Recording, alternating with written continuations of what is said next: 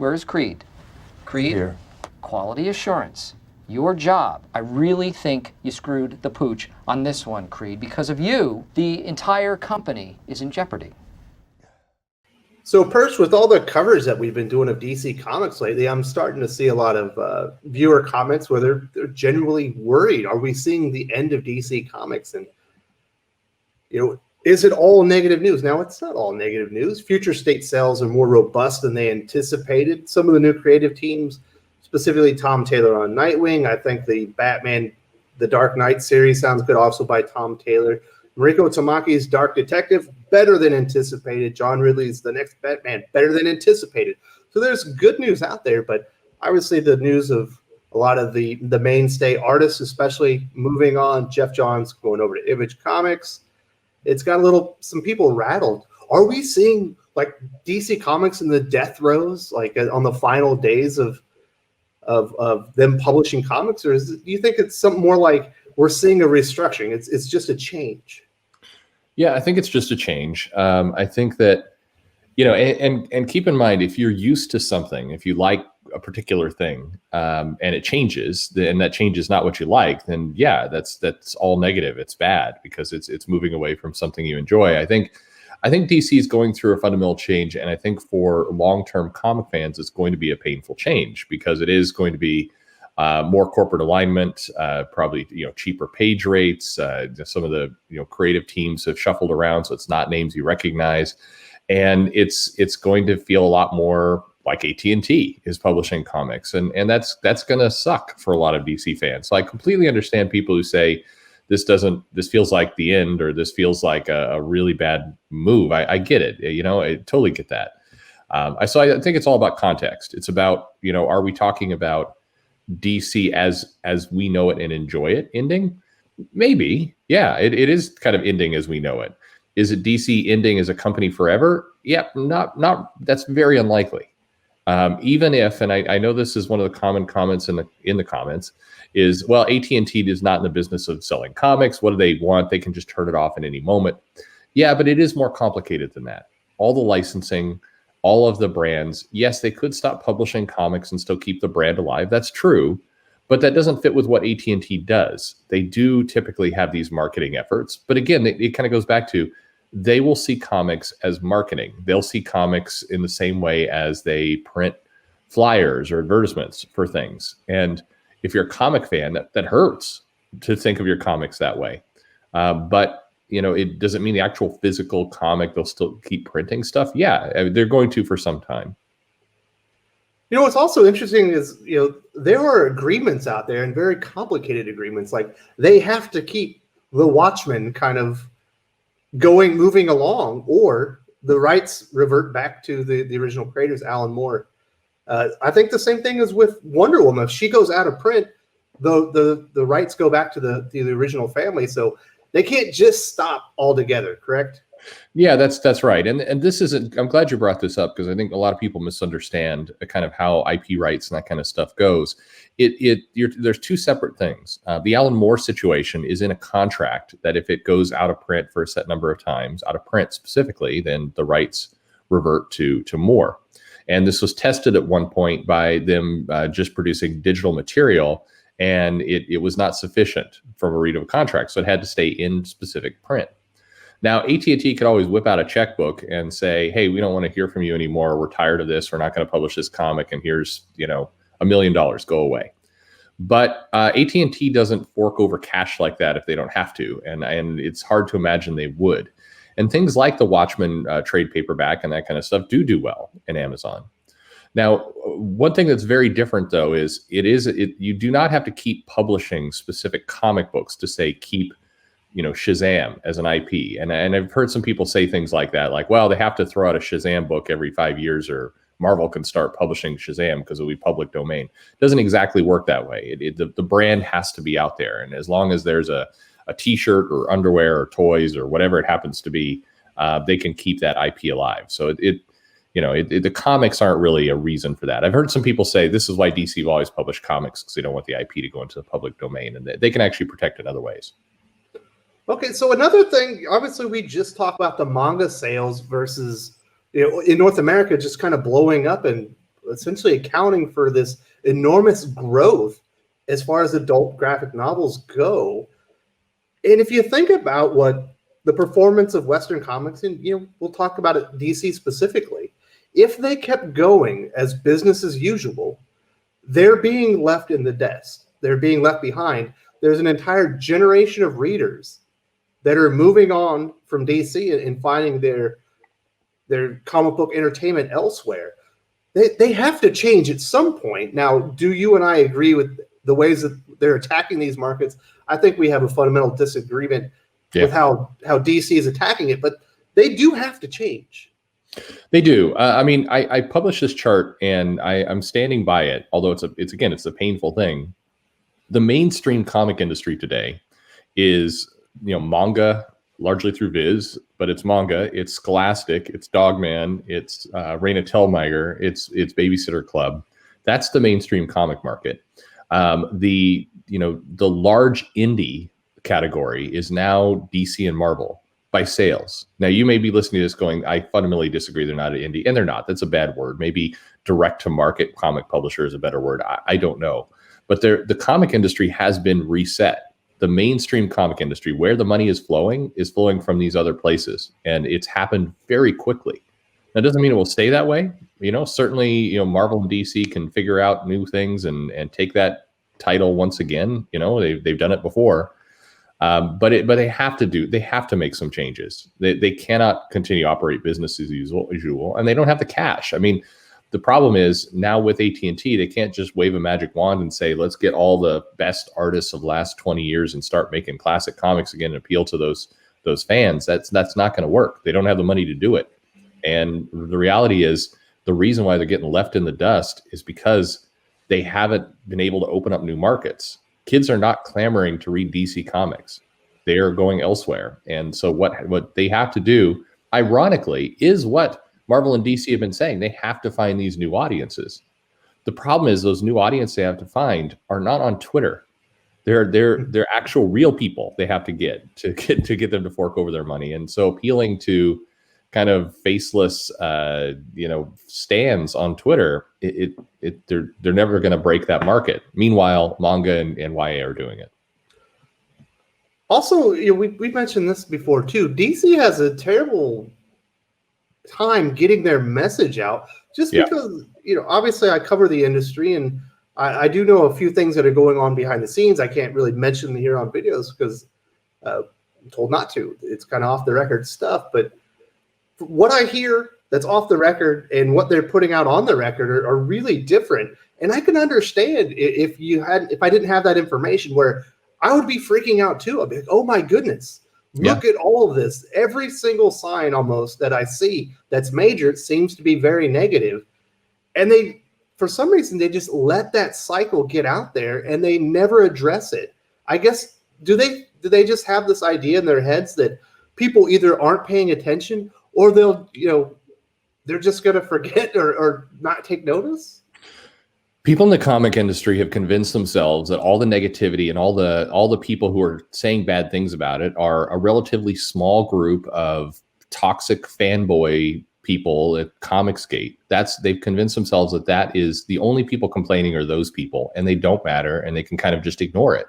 And the large number of fans are not tied into that at all.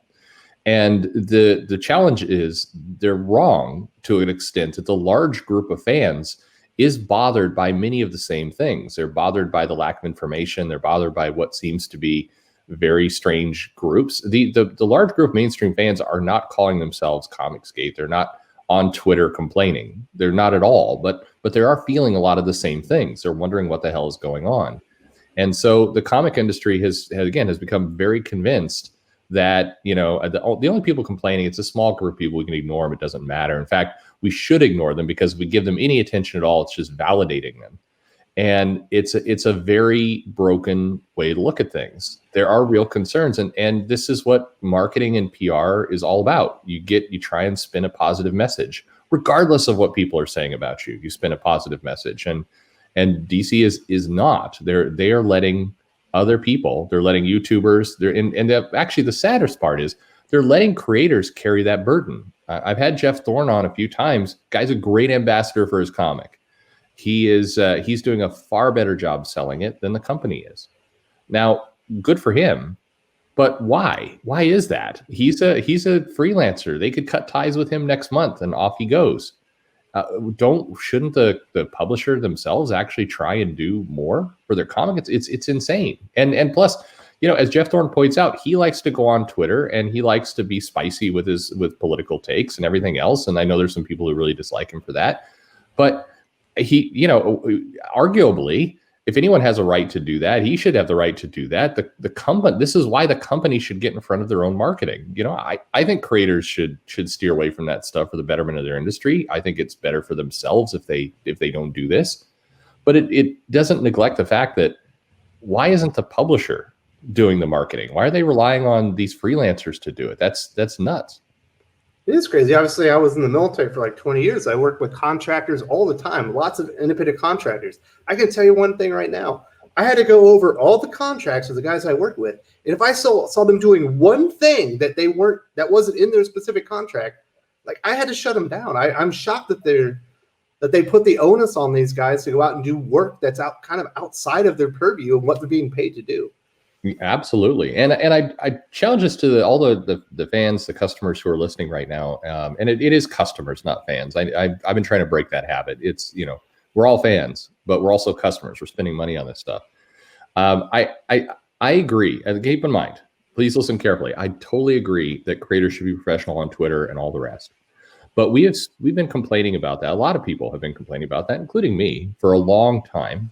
And while it's still true, have we given the publishers cover for just ignoring this whole thing? I mean, in the grand scheme of what's going to fix problems in comics, the publishers need to manage their business. I would pick that over the creators having a more professional Twitter account. I mean, I wish they would, but we're putting all the focus on the freelancers and independent contractors, and meanwhile, the publishers are doing nothing, which I would argue is even worse. Silence is worse. Incompetence. It is incompetence, and I'll admit to being wrong here. I had at least hopes for Daniel Cherry, who has a marketing background, that finally the company was bringing in somebody with a strong marketing background to do things. And it's been 6 months now, coming up on not quite that much, but it's coming up on 4 months, I guess, coming up on 5, and we've seen no impact yet. And what's going on? Again, why more silence? And it kind of. I don't want to put myself as the victim in all this, but it puts me in a strange position because I have people, I'm getting the feedback. It's like, oh my goodness, it's just bad. I'm just here to present the information, have thoughtful discussions with people that will come on the channel, obviously like yourself, Eric Breen or whatever. I'm not here to go and make up stories that put DC or Marvel in a better light than they're putting themselves. I will tell you the way that I'm taking the information, and sometimes if I have information that's kind of behind the scenes, I will try to include it in the commentary that I give. But I can't paint a prettier picture if they're not going to give me the information. But I also don't want to just have negative coverage 24/7. You try to cover everything, but in the end of the day, I'm sorry. If it all comes off as negative, but there's only so much you and I can do, Well, yeah, I mean, it's tough because, like you mentioned, I mean, I hear things, I have conversations with people, and in some cases it is on the record. If you listen to the Jeff Thorne interview, he talks about his book, he talks about his plans, he talks about kind of what he's doing. He definitely talks about, no, Hal Jordan is not going to get left in the dust. Yes, this book is, thematically a lot more like the Green Lantern Corps, which did feature John Stewart, but it's going to feature all the other Lanterns, and that's the book he's hired to write. It indicates there's plans for Hal somewhere else. And it is on the record. He said this in public. He's pushing like, here's the plan. It's a long-term plan. This is what I'm doing. That's great. And so when I hear that kind of stuff, that's very positive. That gives me good optimism about the plan for the book. And I want that, it is hard when we go, and sometimes we do a live stream, we do things else, and there's these super, super negative opinions that also aren't right, that are too negative. And it puts us in a weird position because there is hope and optimism to look at. And there's also a lot of bad decisions to look at. We try and report on all of those as one big lump. But at some point, the publisher themselves has to start leading the charge here. They should be in charge of kind of this analysis. They should be giving better information out. They should not leave it to, frankly, a bunch of customers on the outside to kind of figure things out for them. It's a very broken system. And I think DC is, they had a lot of opportunities to get a lot of good press and goodwill over the last year. And by and large, they just kind of outsourced that job to people like you and me. Yeah. If you want my honest opinion, if you like DC Comics the way it's been run for the last 20 years, you should be worried. Yes. It's fundamentally changing. We are absolutely in a large scale change. We are seeing some issues associated with that, just with the production quality. I think that will end up working itself out as these new people that are probably have new responsibilities get up to speed on those. That stuff will get worked out. They're bringing in a lot of new creative talent, obviously cost-cutting measures. They're focusing more on Batman and other characters that are fueling other brands at Warner Brothers. That is the new focus. Obviously, they want to get in digital. They want to do YA graphic novels, the things that are seeing growth. It looks like they want to get into manga. So they're changing their strategies. So you should be worried in that respect. But it's clear as day as for what I can see, they have a publishing plan, at least to the end of 2021, looks like into 2022. They're going to be publishing comics physically for the foreseeable future. Do I think, DC is going to be publishing physical comics till the end of days, at least new material? Probably not. Eventually everything's going to go digital. Yeah. But it's not happening tomorrow. No, it's not happening this year. And I know that some people have predicted that, and they've been very outspoken with that. And I know some of those predictions have softened a little bit to, well, they're just going to publish less. And I say, I hope so. I mean, we knew they were going to be publishing less. I hope they publish less. Look, summer. In December of 2019, DC was publishing 71 comics in a month. That's too many. That's ludicrous. And yes, Marvel was at like 100. Marvel's at 92, so they're fine. But I mean, and this is taking out the True Believers books and some of the reprints. That is insane. That is not how it should function.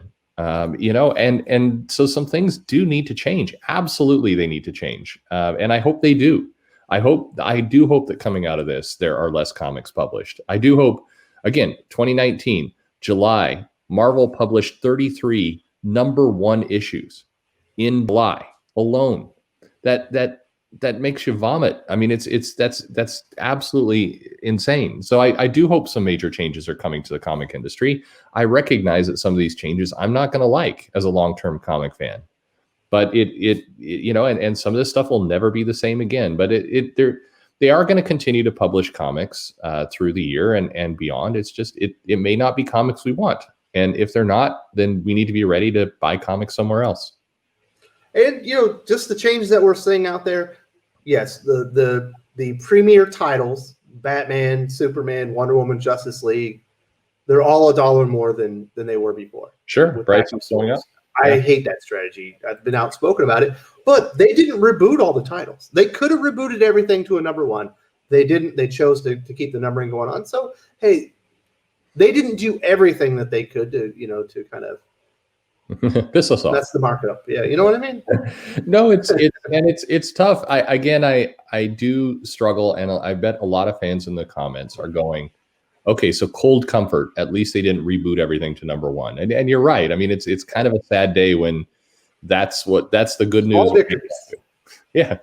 But it is, it's always, there's a lot of mixed signals, and you and I will keep reporting on stuff as it comes in, and we'll see where this industry takes us. I think we all seriously need to start wrapping our heads around the fact that there is a new mainstream comics industry. It's not the players that we've known for the last 10 years. And what does that mean for us? Well, it's a new industry, and you and I are going to be adapting to it. Our coverage is going to be expanding, and we'll probably be talking a little bit more about that new mainstream industry moving forward. No doubt. Well, Perch, I want to say thank you very much for joining me today, adding a little bit of clarity to everyone that's saying it's all doom and gloom. It's not great, but it's not as bad as it appears. Yeah, that's well said.